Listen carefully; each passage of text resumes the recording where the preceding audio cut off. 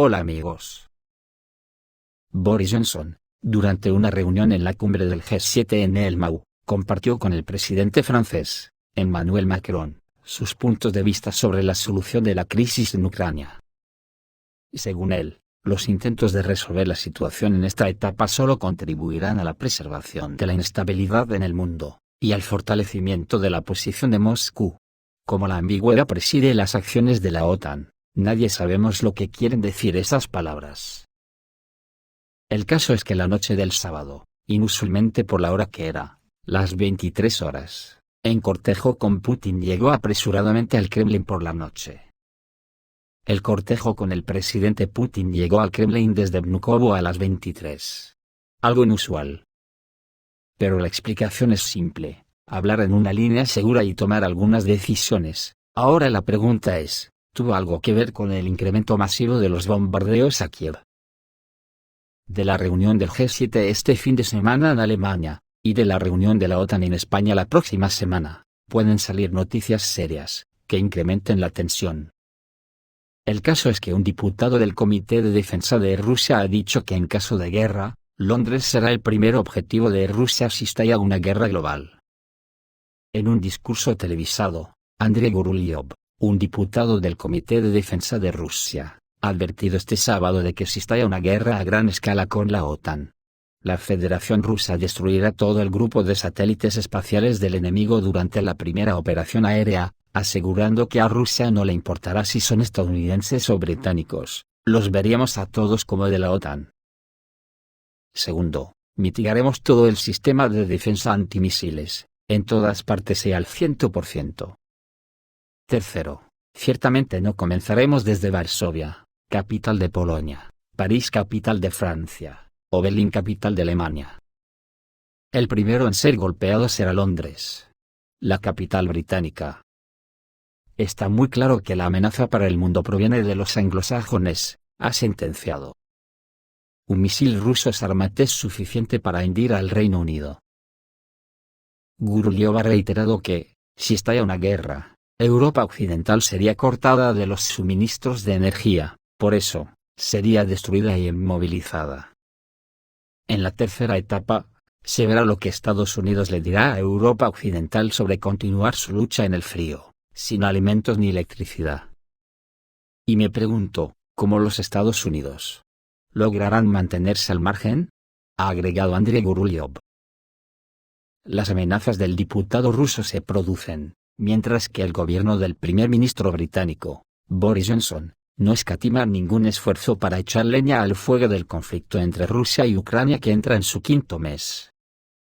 Johnson advirtió el jueves a los países del Grupo de los Siete, y la OTAN, que no deberían alentar a Ucrania a conformarse con una mala paz, debido a las crisis económicas y alimentarias provocadas, mientras Rusia continúa su operación especial militar en el territorio ucraniano, terminó diciendo Andrei Gurulyov. Por otra parte, se ha sabido que el Departamento de Justicia de Estados Unidos nombró al ex cazador de nazis Eli Rosenbaum para encabezar un equipo de investigación de crímenes de guerra en Ucrania. Es curioso que el Departamento de Justicia de Estados Unidos no haya creado tales grupos en relación con Libia, Irak, Afganistán y Yemen.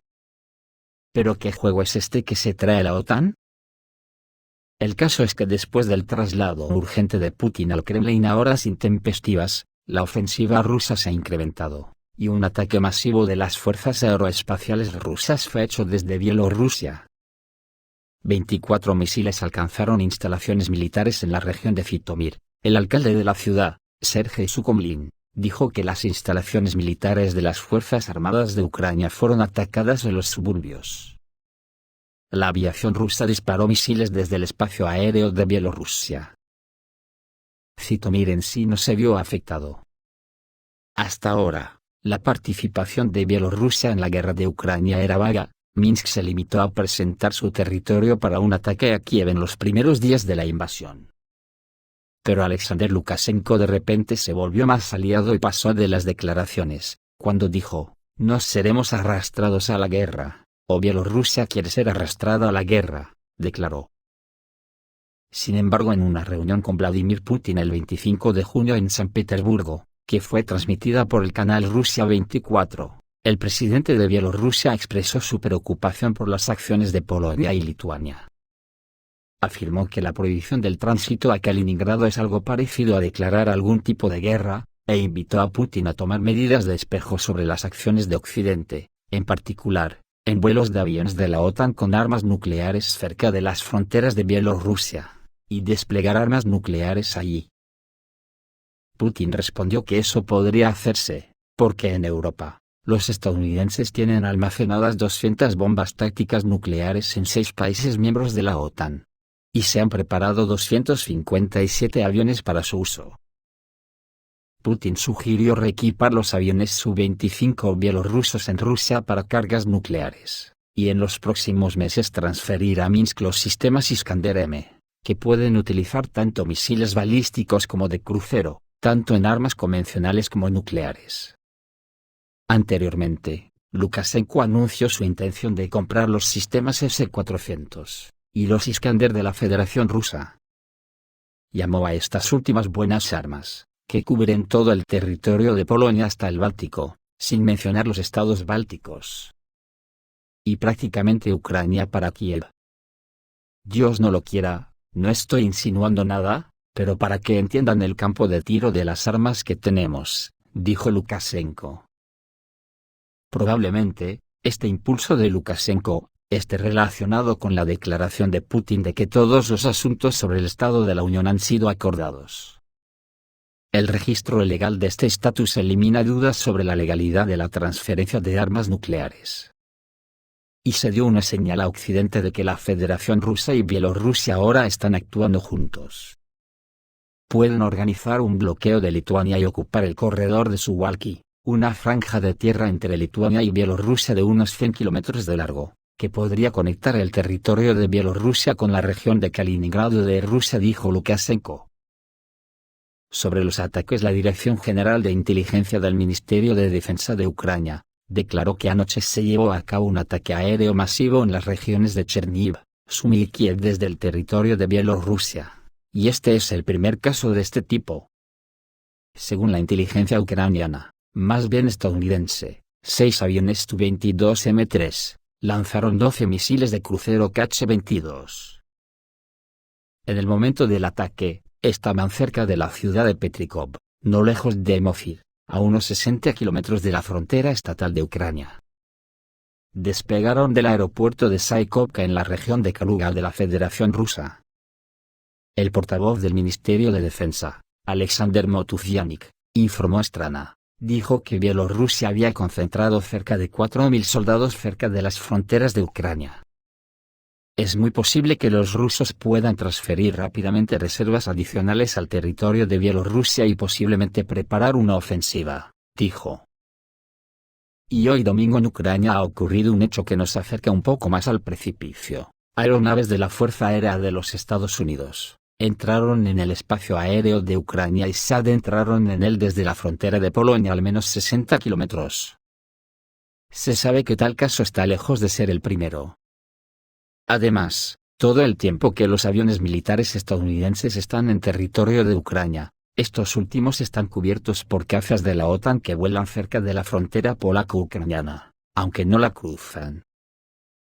La aparición de aviones militares estadounidenses en Ucrania se conoció gracias a imágenes satelitales que detectaron al menos un avión militar extranjero en el aeródromo de Lviv, aunque según la fuente, otro avión estaba en el hangar.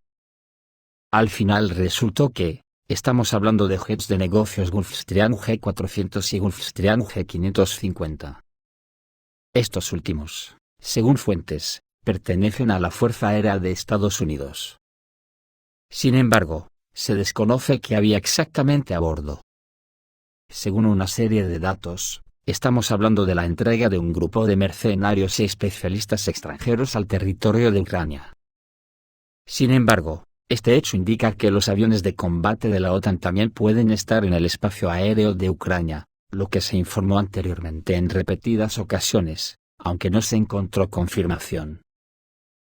De hecho, una imagen satelital tomada el 15 de mayo de 2022 es la primera evidencia de que aviones militares extranjeros vuelan libremente en el espacio aéreo ucraniano. Sin embargo, Estados Unidos parece dudar en alejarse más de 100 kilómetros de la frontera con Polonia, ya que a mayor distancia las defensas aéreas y los cazas ya no podrán cubrirlos.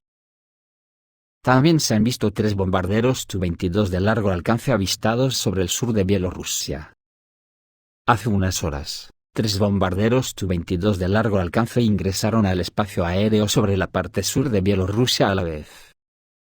Según los recursos de los medios bielorrusos, durante el último día este es al menos el 4º bombardero Tu-22 visto sobre Bielorrusia. Según los datos presentados, al menos un bombardero de largo alcance Tu-19 fue visto cerca de Bobruisk alrededor de las 20:22 hora local. Este último se movió en dirección este.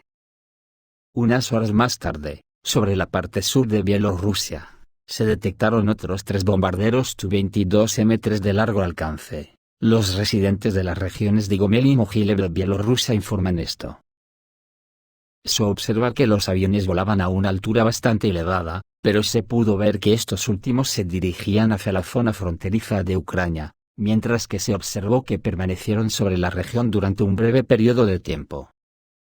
No hay declaraciones oficiales sobre este asunto, sin embargo, la aparición de bombarderos supersónicos de largo alcance Tu-22 sobre Bielorrusia no se ha observado desde hace mucho tiempo. Esto es todo amigos, reciban un saludo.